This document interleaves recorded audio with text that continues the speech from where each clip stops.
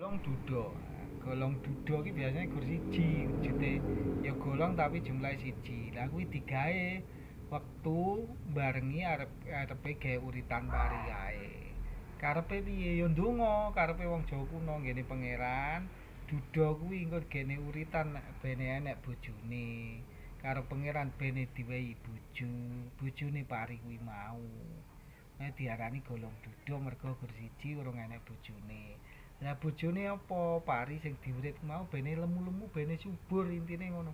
Ndedonga dadi sarana ndedonga marang pangeran. Ya, seni tatur wong Jawa kuno iki jarang sing iso nulis. Mula apa-apa dining-ning diwujudne barang tapi mawa karep. Kaya to golong jumlah siji jenenge golong duda. Biasane digawe waktu arepe geuritan pari. Tujuane apa? Bene lek ngurit pari mau iso thukulane apik-apik tur subur ditandur bene subur iso dadi jalaran cukup sandang lan pangane.